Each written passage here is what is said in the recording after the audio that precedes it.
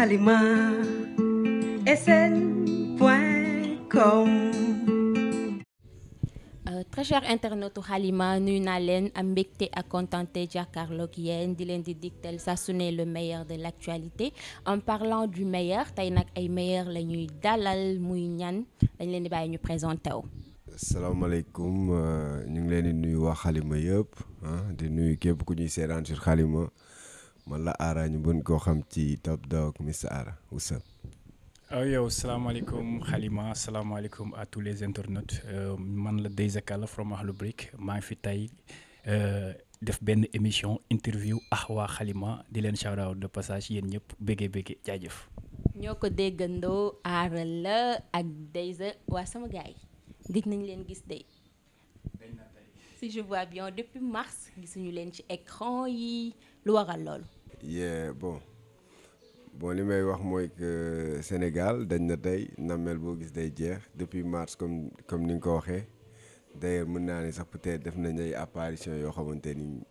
peut-être ci écran bi la beneen facette parce que ci ay vidéo la ci ay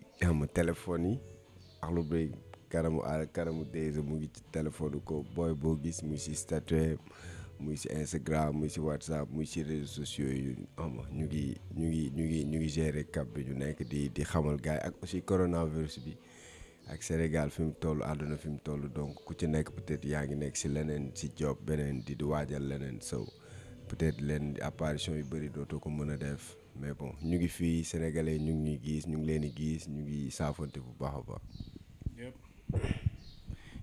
Comme Arala si bien dit loolu la quoi gëj a gis bi yëpp nekk ci job bi donc mooy loolu il nous fallait benn temps boo xam dañuy gën a nekk si job bi et tout mais ñu ngi woon ci beneen phase comme ni mu ko waxee rek that's it. Effectivement gëj nañu leen a gis mais terewul liggéey bi mu ngi ñuy fekk ñu gis statut yi et tout ça gis ne gën a yéen mais est-ce que réellement objectif bi ngeen amoon ci promotion clip yooyu ça a été atteint. Alhamdulillah ça a été atteint parce que li ñu bëggoon c'était juste def benn défi parce que on a fait le constat et que bi clip bi génnee ça a fait tendance numéro 1 numéro 2 ci ñaari clip yëpp donc loolu satisfaction la te amaana ay yeneen clip yoo xamante ni ñu ngi woon ci terrain bi donte loolu bi mu génnee actualité la te aussi am nañ ci satisfaction bu baax a baax macha allah. ñu gis ne ci clip yi benn bi da ngeen woy bàyyi la solution lu tax ngeen woy bàyyi la solution. bàyyi la solution parce que dafa nekk benn dimension boo xamante ni yàlla may na ko mu nekk doomu Sénégal yàlla may na ko mu juddoo fi nga xamante ni peut-être sax mën nañ ni mooy xolu Sénégal Kaolack yàlla may na ko loolu yàlla may na ko ay moroomam yu nekk ci Sénégal yëpp ñu nekk ay kilifa diine bàyyi ñu ci yàlla may ko ci loo xamante ni dafa génn réew mi nekk koo xamante ni fekk na ay xeet yu doon xeex fekk na ay nit yoo xamante ni mosuñ jiboo ci seen xeet wala seen xeet moo leen doon tàqali bàyyi woon leen ni affaire yi du ay xeet du man Yoruba laa yow lii nga du man chrétien laa yow musulman nga ba tax waroo leen mën jiboo donc mu apaiser ay xeex yu bëri yu nekkoon ci Afrique occidentale lu ci mel ni ay Nigéria ay Ghana Guinée gi ak yeneen dëkk so nit nag su demee ba tollu multidimensionnel boobu nekk koo xamante ni bu la fekkee sax ci ay xeex su la fekkee ci ay xuloo su la fekkee ci ay détails da lay génne ci loolu donc nekk na koo xamante ni yàlla may na ko loolu kon kooku rek solution la ci li nga xamante ni moom la Afrique gën a soxla moom la Afrique moo gën a sonal aussi Afrique muy ay xeexu xeet ay xeexu te loolu saa yu ñu bëggee jaxase rek fa la ñuy jaar bàyyi la solution parce que fekk na doomu aadama ji jamono joo xamante ni question yi ñu mës a posé seen bopp yëpp ay équation la yu leen sonal bàyyi ne leen déedéet dootuma leen jàngal sax ngeen di am question mais ay réponse laa leen di jàngal donc koo xamante ni souvent yàlla may na la nga toll foofu si xam-xam nga toll foofu mu nekk si dëkk yëpp ay Mauritanie foo dem rek da ngay fekk Baye Niass day boole ñoo xamante ni jaxasoo woon nañ kon suñ ne bàyyi la solution rek am na fu ñu ko teg si fu bari sax foo xamante ni suñ ko tegee si cadre politique cadre jëmmam rek solution la woon su musaana teew si dëkk naar yi su musaana teew si dëkk yi nga xamante ni sax ay communiste lañ ñi ay lii lañ bàyyi ñëw waxtaan ak ñoom ba bennoo leen donc kooku su demee ba yàlla may ko loolu te mu juddoo Sénégal defe naa ndamu Sénégal yëpp la ñuy dégg ni bàyyi solution la si àdduna bi solution la si doomu aadama bi. dafa mel ne wax na lépp bàyyi la solution ndaxte dañuy xam ni su dee solution bi dafay continuer parce que yonent yàlla Muhammad yàlla dafa indi diine ne inna laaha inna diine l'islam benn diine laa reconnaître muy diine islam ñu doxaat ba mu yàgg mu indil ñu ki nga xam ne mooy Cheikhul Tidiane mu indil ñu tarixa Cheikhul Tidiane moom tam bi mu demee bay génn mu révélé ne tarixa bi dina amaat leneen lu ciy juddu loo xamante ni faydu la faydu mooy lan loo xamante ni day bëbb di dem bëbb boobu noonu di dem nag nit ñi di ci dugg xamuñu xeet xamuñu kenn ñëpp ñoo ñëw di ci topp di ci dugg donc aussi dugg boobu noonu ñu siy dugg que ça soit ngay sët si yonent que ça soit ñii di jéggi frontières yi di jéggi fleuve yi di ko topp benn nit ku ñuul du wut dara lu dul solution wu xam yàlla te Baye moo ñu ko indil looloo tax ñu ne Baye la solution de toute circonstance mais n'importe quelle circonstance Baye da lay indil solution bi boo meree Baye indil la solution wu nga kontaan boo xamut Baye indil la solution wu nga xam nekk na sëriñ boo xamante ni newut sax ku dëng la bëgg a jubbante waaye dafa ñëw ne damaa ñëw pour jàng damm yi xam nga moom xaarul sax dëng daa bàyyi ba nga damm moom mu ñëw ne dafa ñëw pour jàngaat ko donc kon looloo tax rek ñu ne Baye mooy solution bi c'est ça jaajëf. alors ñu gis ne Dayza ak Ara onde bi yàgg na macha allah te xam nañ ne Sénégal ñu fi onde dinañu ànd ni ci début bi mais du am suite yéen ñaar c'est parce que ay mbokk taalibe ngeen wala lan mooy seen base relation en fait. waaw relation bi dafa am ay dimension parce que soo waxee bokk nañ yàlla bokk nañ sëriñ bokk nañ Mawlana Cheikh Ibrahim bokk nañ nekkandoo xale parce que ñoo yarandoo ñoo bokk école primaire ñoo màggandoo ñoo defandoo université ñoo bokk fac anglais bokk nañ parce que ñoo bokk koñ bokk nañ parce que ay frère lañ duñ ay frère de sang nag mais weesu na frère de sang donc nit bu bokkee ak yow loolu yëpp depuis ndaw xam nga am na ñoo xamante ni sax hip hop moo leen boole parce que dañu dox di rap ba ànd ñu rabuñ ba ànd dañuy ànd rap ñëw comprendre sooy ànd ak nit nag rap ñëw kooku bokkul quoi so leen boole moo jiitu loolu ngeen ànd ba xam Mawlana Cheikh Ibrahim ñëw si ngeen ànd ba leneen ak leneen ñëw si ngeen ànd ba bokku kër bokk di ànd donc c'est autre chose quand même li may wax ne ànd yi tas yu bëri c'est parce que li ko jàng mu bariwul doole wala li nga xamante ni moo ko téye moo solidul su fekkee li ko téye solide na ngeen bëggante ci yàlla ngeen bëggante ci àdduna ngeen bëggante ci lépp ngeen su ngeen amee problème sax kenn du ko yëg mën ngeen ko régler nice pour man ànd boobu moo tax te loolu moo ñu boole loolu moo tax ñuy mën a ànd ba tey wax na lépp loolu aussi damay wax na yëpp man ak moom àdduna boole wu ñu yàlla moo ñu boole te yàlla bu jàppee du bàyyi loolu kese la man moom ay mbokk leen ci yàlla c'est ça te yàlla moom bu jàppee du bàyyi. dëgg la ñu gis ne yàlla moo leen boole mais récemment Ara dégg nañu ne vous êtes mariés léegi yow Dayza yéen ay ànd yow léegi looy xaar. waaw noonu la. Dayza avant ma lay jox micro bi dégg nga def ma vous waaye vous êtes mariés la moom. non Dayza tu attends quoi tu attends quoi. waaw damay wax rek santaat yàlla beneen yoon noonu la quoi il me fallait que moom xam nga mooy sama kilifa ci lu ne sama sëriñ la quoi sama sëriñ la bu ma njëkk a tarbiya mooy sama magu taalibe donc kañ yoon la bu duggee ba pare après ñaanal ma rek après man tam ma topp ci moom rek la ñaan bi ci moom rek la des de il suffit que mu ñaan rek man ma appliqué. non kii du ma ko ñaanal mooy ñaanal boobu moom rek bu bëggee léegi mu mat waaw ci moom la des. dëgg la alors nga jógee vie de célibataire dem ci vie de couple ndax vie artistique bi ak liggéey bi vie artistique bi ak vie de couple bi naka ngay def pour allier ko ndax amul benn impact ci liggéey bi. non damay wax ne sax ñu sonewul bi ñu amee jabar la yàlla def sax ñu gën di am leneen ak leneen luy ñëw ñu ngi ciy sant yàlla loolu kii la rek. li Oustaz Alioune Sall doon wax mooy te am sikkim bu weex bi daal bu dee kii takkal bu dee nii takkal lu mu wax rek dinaa la mënul tere loolu am loolu du dara loolu luy yokku la rek pour nga xamante ne au moins sax xanaa ñu bañ a magee suñ doomi ay 60 ans jëm kaw ñu fekk seen njëriñ loolu la rek yàlla ñu yàlla defal bépp góor bépp parce que souvent xam nga rek yàlla loolu mbiru yàlla la ay yaay takk nii wala dara yàqaluñu dara parce que ñu ngi àndoo te comprendre te nañ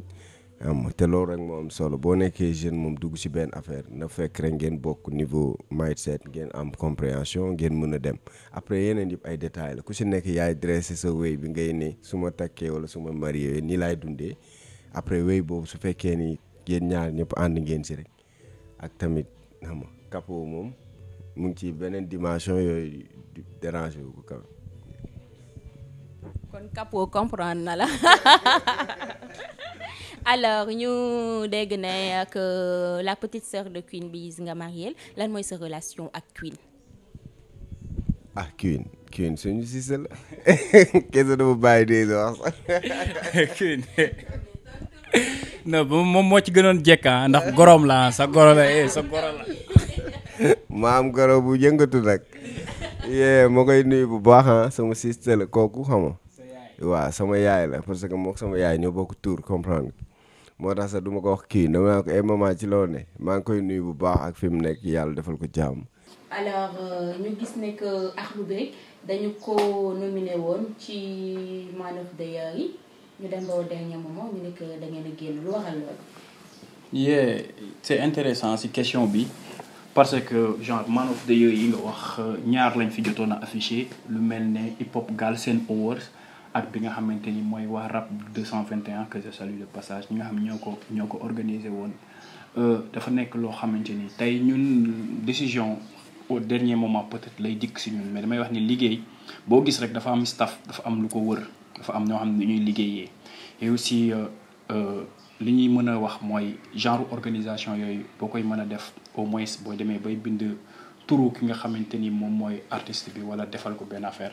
war nga ko war a mën a laaj c'est le minimum de respect en fait boo xamante ni war nga mën a laaj ndax da ngay bokk wala ndax doo bokk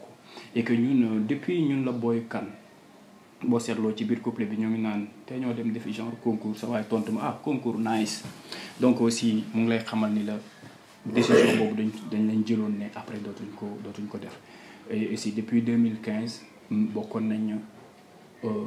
Hip Hop Galsen Awards beneen année bi léegi nag ñu jëlaat décision ne jaratul ñuy dem di participer ci yenn affaires yi parce que aussi ak lu mu mënti amee rek nit ki moom ñu image bi ñu am ba fii nii yaakaar naa ni ñun ñoo ko liggéeyal suñu bopp sous l'aide du public boo xamante ni daf ñu bëgg te yàlla tax donc mu nekk loo xamante ni aussi yaakaar naa ni suñu image fonk nañ ko fonk boo xam ne bëgguñu ko yàq ci benn action quoi donc aussi mu nekk benn affaire boo xamante ni aussi mooy nit dama yaakaar que ni Sénégal ñun ñëpp ñoo ko moom ñun ñëpp ñoo ko bokk aussi soo gisee nouvelle génération buy góorgóorlu di dem la moindre des choses mooy nga encourager ko may ko coup de pouce pour mu gën a mën a dem mais dama yaakaar ni boo yooyu noonu yëpp nekk ci game bi am nañ lu ñu yaakaar suba pour mën fa dem am nañ vision pour man boobu am na loo xamante ni gis nañ ko pour dem mais parfois quand tu organises tout le temps qu'on te demande ne la ndax lan nga xam ci nouvelle génération wala quelque chose comme ça tu dis que li ma gis ni nekkul amuñu direction artistique parce que des na son yi la façon dont il def seen mbalax yi wala yenn action yi bon gis naa ni lii daal dañoo manqué direction artistique parce que xamuñ cependant damay jàpp ni kon yow nouvelle génération bi gëm-gëm bi des na si yow naka la desee si yow mooy manqué nañ direction artistique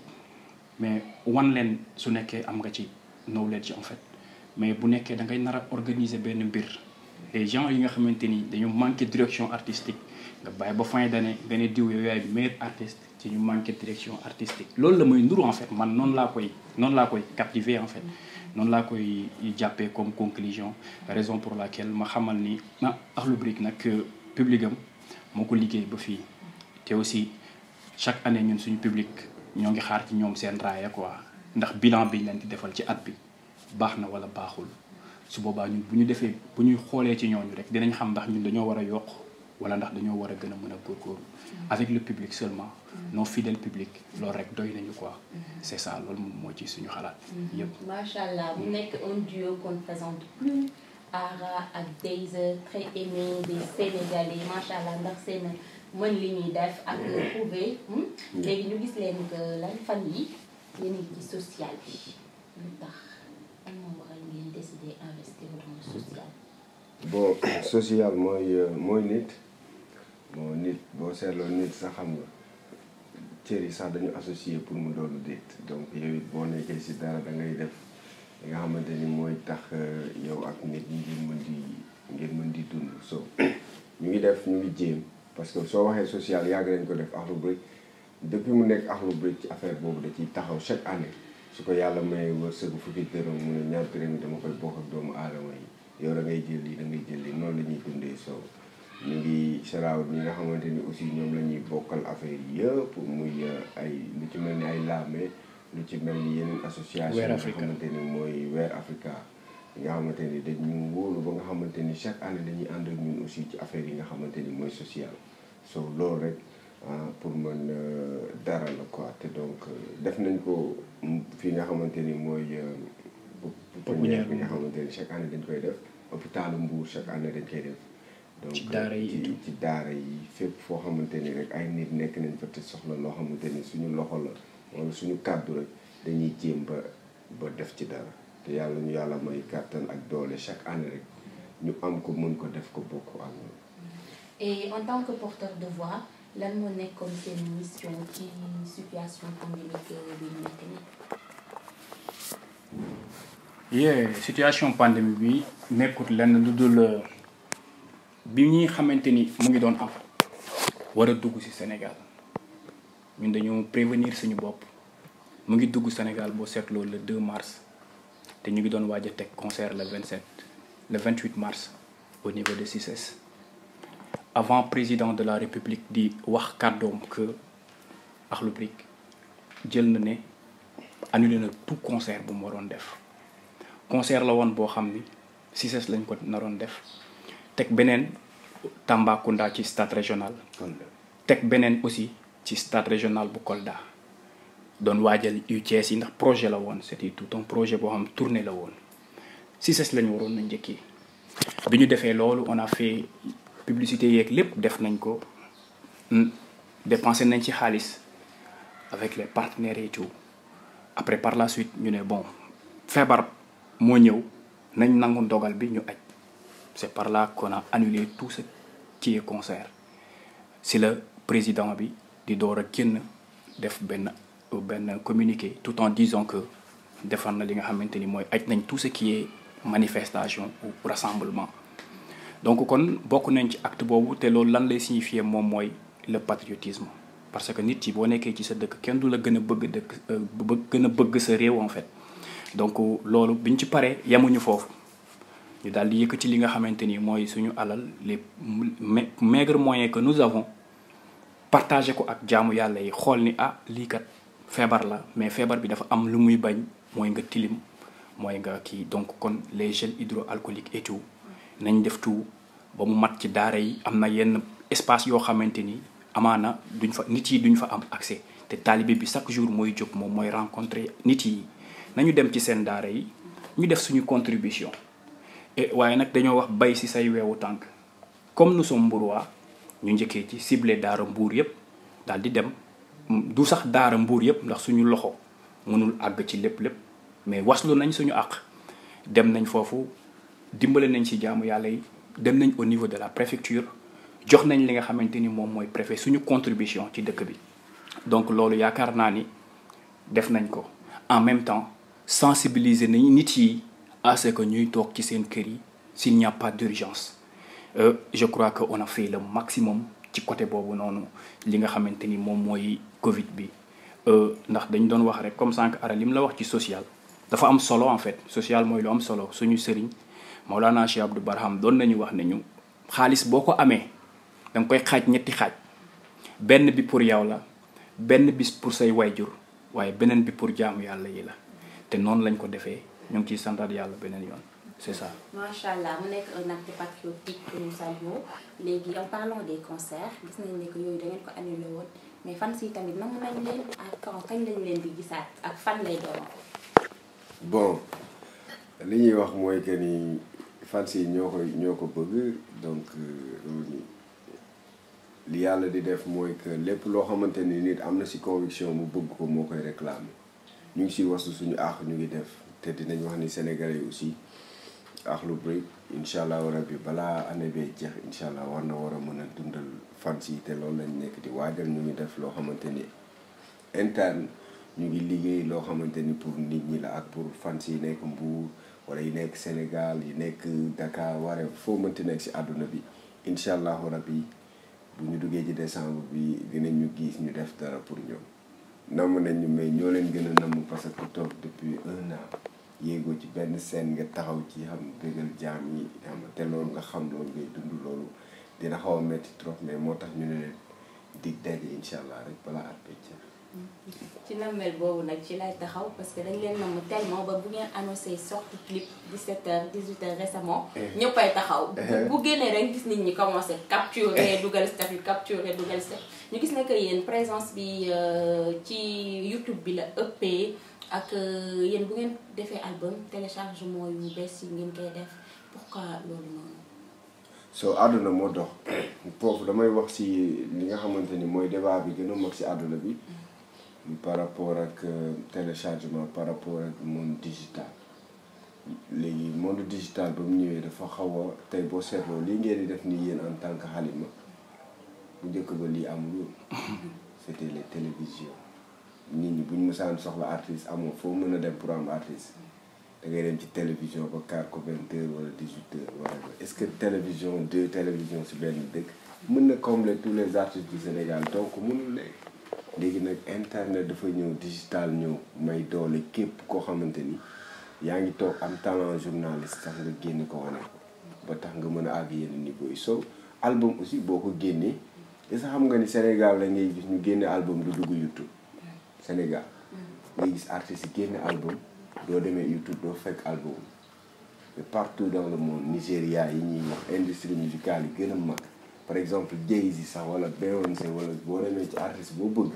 bu génne album jour temps heure temps album heure temps boo duggee YouTube da nga ko fay fekk. lu tax loolu parce que YouTube plateforme la boo xamante ni c'est monétisé soo duggee foofu di seetaan sama son YouTube mën na ma fay ci li ngay seetaan sama son. léegi nag yow bu la yàlla yaree nag culturellement taxawoo pour jënd bu la neexee nga télécharger ko mais tubaab bi dañu raw culturellement parce que ñoom dañoo am habitude di abonné ci ay plateformes digitales yoo xamante ni chaque mois dañuy fay xaalis te foofu moo leen di gënal sax ñu dem di fa déglu ko ñu nekk di télécharger YouTube te yow boo demee ci téléphone smartphone yi bees léegi yi xew soo duggee YouTube doo ko télécharger du dugg sa biir téléphone lu ci mel ni iPhone et tout ça. amul benn nooy defee pour télécharger rek mu dugg yow léegi bu dee sénégalais bi la tapa amul culture boobu fa ngay dem di lucce dugg dem yóbbuwaat ko Google pour télécharger ko léegi tubaab bi moom loolu su ko demee ba koy def il voit ça de manière malhonnête danaa kii avec temps bi mu liggéey pendant des années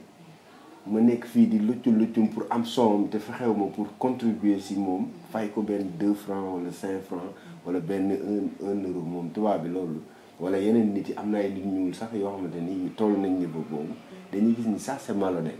léegi yow nag sénégalais bi li tax nga koy def c'est parce que xamoo yow am na son yoo xamante ni son Youssou Ndour son Wally wala waree mu ngi sa téléphone et tu sais même pas comment nan la ñëwee mais am na ku la ko envoyé yow deful le problème pourquoi nga koy déglu te contribuer wu même bu dee 100 francs si Wally wala si Youssou Ndour wala si Akhlou Brick wala si beneen artiste c'est parce que yow amoo problème boobu. léegi bu dee ñoom nag dañuy gis ni waa son bi ni mu def ba activité contribué wu ma il voit ça de manière malhonnête so loolu tamit dañuy demaat si beneen niveau boo xam ne c'est culturel c'est côté éducation la côté boo xamante ni yaruñ ci nit ñi yaruñu ci so loolu rek la mais bon bu dee ay YouTube ay loolu nit ñi dépassé nañ ko si yeneen dëkk yi ñun man Akhlou Brick dugaluma sama album YouTube tu sais pourquoi parce que xam naa su ma ko dugalee booy yi au lieu ñu toog sax biir YouTube di ko fa déglu YouTube fay ma ils n'auront même pas ce temps toog biir YouTube boobu di ko déglu mu nekk loo xamante ni streaming lay nekk ci man amuñu jot boobu dañuy dem télécharger ko dugal ko seen téléphone benn xañ nañ ma streaming bi ma mënoon a am foofu ci temps de connexion boobu ñu doon toog di ma déglu mais en plus de ça ils ont volé un son boo xamante ni ils l'ont volé illégalement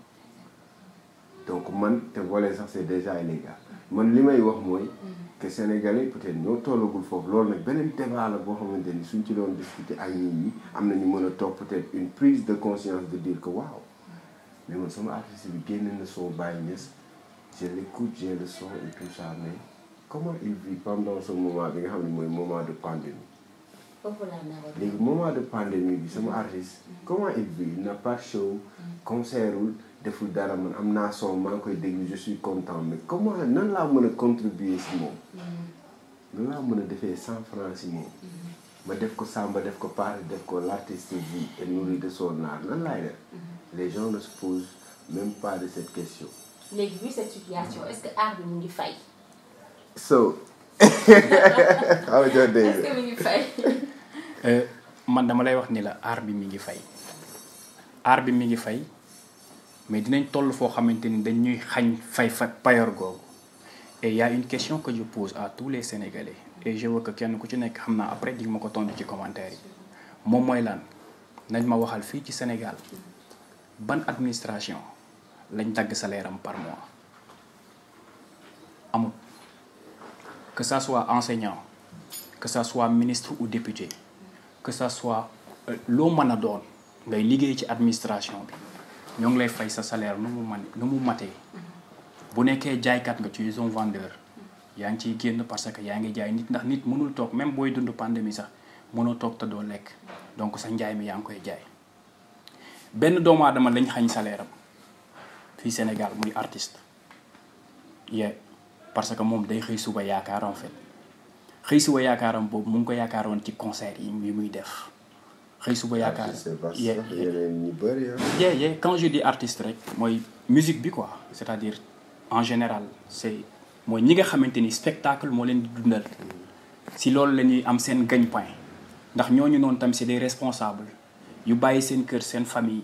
yu bàyyi seen kër seen i doom et tout ñoo xamante ni dañ leen war a dundal chaque jour que jëfee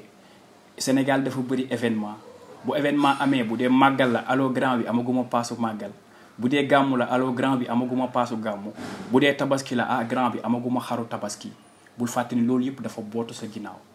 Et que foofu lay def appel au gouvernement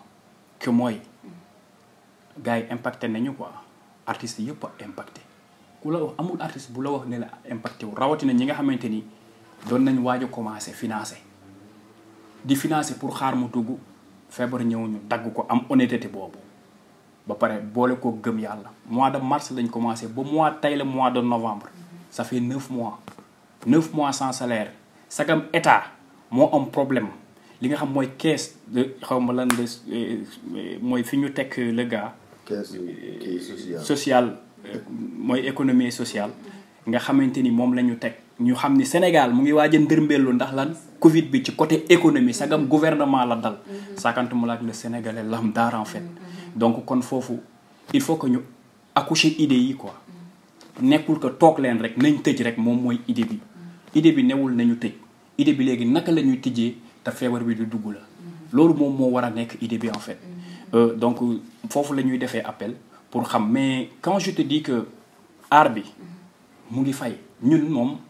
amaan ñu ngi sant yàlla en fait ñu ngi sant yàlla mooy auparavant daanoo woon gis li nga xamante ni mooy ay égérie de marque ñuy ñëw ci artiste rappeur musique urbaine te tey ji da ngay cibler yenn artiste fii nii la nouvelle génération booy yi ku ci nekk soo xoolee da ngay gis ni am na benn sponsor bu mu bootal ci ginnaawam nekk na ambassadeur u marque typique mu ñëw taxaw dëggal boppam di dem lan moo ko may c'est pas parce que ñooñu suñu xaritu tontoo lañ wala suñu xaritu ndijaay de le business tollul foofu xam nga fu business toll on est dans le monde des chiffres ñaata ñoo lay flow ñaata ñoo lay seetaan quel public tu traînes sa liggéey moom moo la may loolu parce que gars yi loolu lañ xam donc kon ñun xam nañ ni art bii ñuy def dañu bàyyi ay kaye bàyyi ay lépp di xam ne lii mën nañu dundal mais duñ jàpp ni lii fayut mën nañu fay donc il suffit une organisation très sérieuse ñu créer machine bi affaire bi gën ñoo fay donc c'est ça que ma ciy faire appel à tous nos compatriotes yi nga xamante ni ñoom ñooy suñuy camarades musique bi ñuy def ñoom ñëpp ñu leen ciy woo bu baax a baax c'est ça. kon yéen appui bi ñu joxoon artistes yi lu ci mel ni fonds des cultures urbaines yi bénéficié wu leen ci. non amul benn fonds boo xamante ni Akhlou Brick woo nañ ko téléphone wala mu message ko ne ko kaay nga jël benn rek la Akhlou Brick dégg ne bokk na si que dañu bokk SODAV donc c'était pendant la tabaski bon on avait ñu xamal waa SODAV ne impacté wu ñu xaar quoi ok jëloo leen daal. impacté wuñu xaar soo am nañ xaar mu bàyyi ba suba la ginnaaw suba la tabaski ñu ne ñu kaay leen jël 160 000. 125 000. bu ko yokk xaw ma si ñu so loolu la ñun impacté wuñu loolu te damay wax ni nit ku ci nekk boo demee ba benn kii fépp foo dem si àdduna bi ñu yor wàllum ñi nga xamante ni ñoo yor wàllum divertissement peut-être nag Sénégal fii dafa divertissement fii dafa yomb peut-être soo demee dëkk tubaab balaa moo ree rek day fay amul benn bàjjati tubaab wala tonton tubaab bu mën a dugg kër tubaab rek reeloo rek di ko waxtaanal di ko reeloo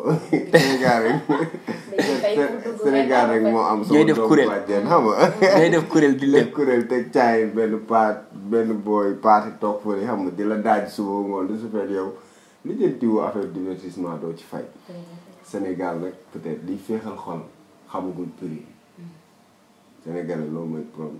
mooy problème yenn Sénégalais liy féexal seen xol lañ xamagul seen prix cela veut dire mbër mi moo ma neex foog nga xam prix lan mooy moo ma neex nga bu ko defee mbër bi bu doonee milliardaire du la déranger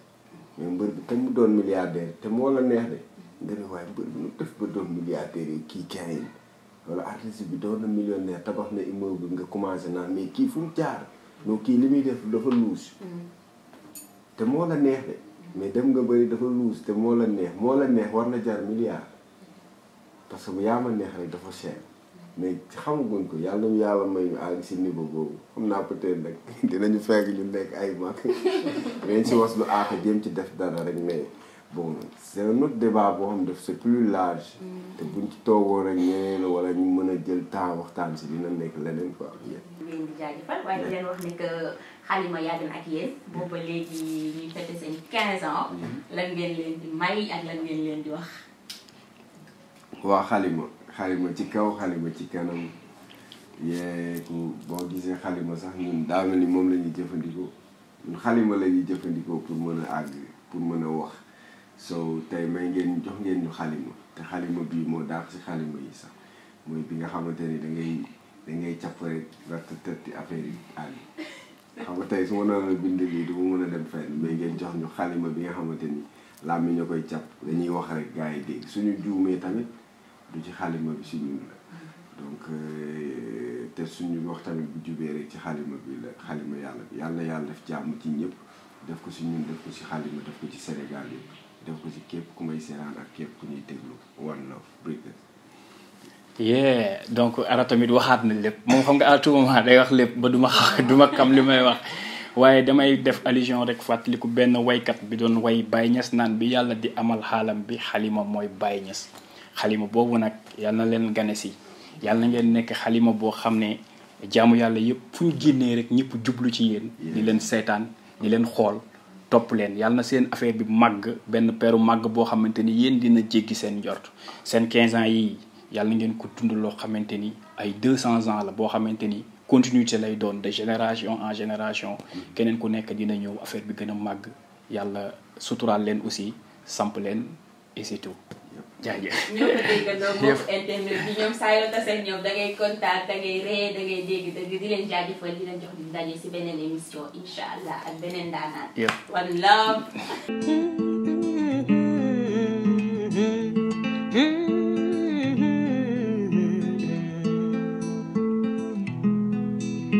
Halima SN.com yéen a ngi liggéeyal média yéen a ngi